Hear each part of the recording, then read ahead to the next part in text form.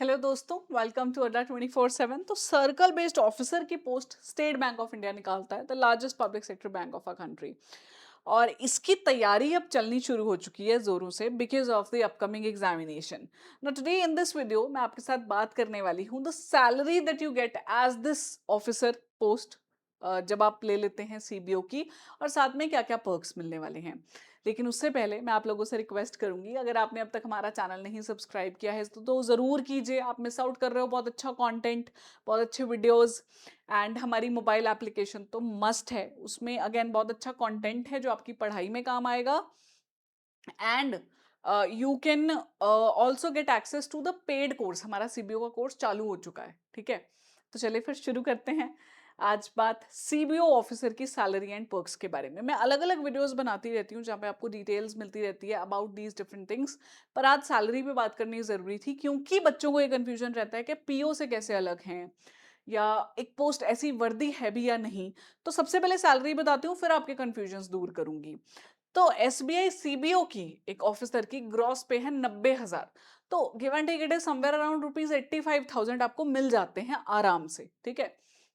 और इसमें आपका बेसिक सैलरी होता है, डियरनेस अलाउंस महंगाई भत्ता जो टाइम बाय टाइम रिवाइज होता रहता है, सिटी कॉम्पेंसेटरी अलाउंस, आप जिस सिटी में पोस्टेड हैं उसके बेसिस पे जो भी पॉलिसीज हैं, एचआरए तो ऑफ कोर्स मिलेगा ही, मेडिकल इंश्योरेंस है, ट्रैवलिंग का अलाउंस है, पेट्रोल का खर्चा मिल रहा है आपको, lease rental, HRA lease rental में से एक चीज, प्रोविडेंट फंड आपका यहाँ पे पैसा इसमें जाएगा।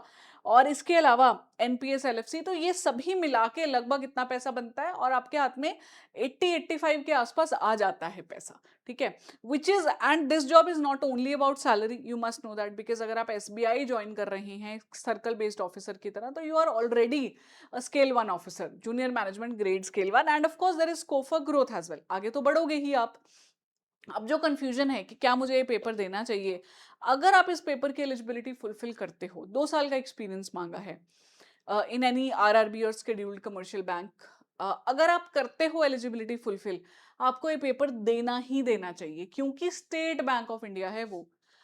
अनलिमिटेड अपॉर्चुनिटीज आपको मिलेंगी ग्रो करने की, काम करने की, और एसबीआई का ठप्पा एक स्टैंप लग गया ना, कोई भी बैंक आपको आगे ले लेगा। Because I personally do not से कि ठीक है आप एक जगह पे आ गए तो लाइफ टाइम वहीं स्टिक रहना। मैं कह रही हूं आपसे, आप रहोगे वैसे तो stick, but the tag is also very important. तो junior management grade scale one जब आप बनोगे तो आपको प्रोबेशन सर्व करनी पड़ेगी 6 महीनों की। पीओ में 2 साल की रहती है ये प्रोबेशन, ठीक है। प्रोबेशनरी ऑफिसर आप 2 साल तक होते हैं, यहाँ पे 6 महीने बाद एक टेस्ट रहता है आपका। उसके बाद आपको ऑफिसर की अपनी पोस्ट मिल जाती है। सैलरी मैंने आपको बता दी है, जिसमें ऑफ कोर्स बहुत सारे अलाउंसेस एडेड हैं ऑलरेडी। सीबीओ में सबसे कमाल की बात यह है कि जब आप सिलेक्ट हो जाते हो तो या तो आप किसी ब्रांच में पोस्टेड रहोगे जैसे पीओ रहते हैं, काम वही आपका पीओ वाला। फर्क यह है कि सर्कल बेस्ड ऑफिसर एक पर्टिकुलर सर्कल के लिए हायर किए गए हैं और इनके पास एक्सपीरियंस है। तो इनसे क्या एक्सपेक्ट किया जाता है कि ब्रांच तभी 6 महीने की ट्रेनिंग देके कह रहे हैं आपको, ट्रेनिंग देके कि आप पूरी ब्रांच संभालो, ठीक है। या फिर आपको जो इनके रीजनल बिजनेस ऑफिस होते हैं वहां भी भेज सकते हैं, राइट। जबकि पीओ में तो आपको सभी काम संभालने हैं और बैंक ब्रांच ही संभालनी है, तो दोनों ही अपने आप में अच्छी पोस्ट है। बस ये है कि वहां फ्रेशर चाहिए और यहाँ पे एलिजिबिलिटी रेस्ट्रिक्टेड क्राइटेरिया है, तो if you fulfil definitely go for it, ठीक है। प्रमोशन भी अच्छी मिलती है 3.5 4 4 साल में, क्योंकि आप एक ही सर्कल में हैं तो वहां पे तो वैकेंसी आएगी ही, वहां तो प्रमोशन चाहिए ही होगी। और 10 से 12 साल तक लगभग आप कहीं नहीं जाने वाले हैं जब आप एक सर्कल में आ चुके हैं तो, ठीक है। तो मैं आपसे कहूंगी आप जल्दी से इस एग्जाम की डिटेल्स को फाइंड आउट कीजिए अगर आपको अब तक नहीं पता है।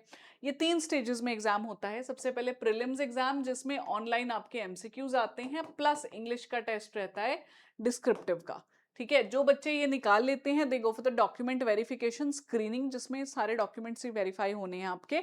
एक्सपीरियंस सर्टिफिकेट हो जाता है आपका, एजुकेशन क्वालिफिकेशन एलिजिबिलिटी वो फुलफिल करते हुए। Once you are done with this process then you go to the interview. तो आप, मेरे पास एक एक सवाल आया था एक स्टूडेंट का कि ma'am if I have go to the document verification, तो ऐसा होना चाहिए कि मैंने ऑलरेडी लीव कर दी हो अपनी जॉब? तो नहीं बच्चे, this is just a part of your recruitment process. आप इंटरव्यू वैसे भी दे सकते हो, किसी भी नौकरी में हो तब भी तो दे सकते हो ना। जब तक आप सिलेक्ट नहीं होते हो you do not need to be like working हो ऑलरेडी, ऐसा आपसे नहीं मांगा है, या वर्किंग नहीं हो जॉब छोड़ के हो ऐसा भी नहीं मांगा है। बस एक्सपीरियंस होना चाहिए आपके पास 2 साल का, ठीक है। तो उसके बाद होता है इंटरव्यू, और इसके मार्क्स और इंटरव्यू के मार्क्स मिलके आपकी फाइनल लिस्ट बनती है। अब अगर आप टाइमली डिसाइड कर लेते हो कि आपको ये पेपर देना है क्योंकि आप एलिजिबिलिटी फुलफिल कर रहे हो, तो उसके बाद सबसे पहली चीज आप करना हमारे कोर्स में एनरोल करने की, क्योंकि हमारे कोर्स में आते ही आपको मिलेंगी लाइव क्लासेस जो फिर रिकॉर्डिंग की फॉर्म में भी अवेलेबल रहेंगी। मेरा कूपन Y754 यूज करना, भारी डिस्काउंट अवेलेबल रहेगा आप लोगों के लिए इस कोर्स पे। ठीक है दोस्तों, तो I wish you all the very very best. मैं इस कोर्स में मिलूंगी आपसे, देख रहे हो आप मेरी पिक्चर, मैं इकोनॉमी पढ़ाती हूँ, जीए वाला जो पार्ट है, बैंकिंग फाइनेंशियल अवेयरनेस के एक्सपर्ट हैं, रीजनिंग एक्सपर्ट हैं हमारे पास, तो you don't have to worry about anything, English तो ऑफ कोर्स है ही। तो just enroll in a course, use my coupon code, and मैं मिलूंगी आपसे कोर्स में रेगुलरली, बाकी यूट्यूब पे तो हम मिलते ही रहेंगे। धन्यवाद दोस्तों, मैं आपकी मेंटोर रितिका अभी चलती हूँ।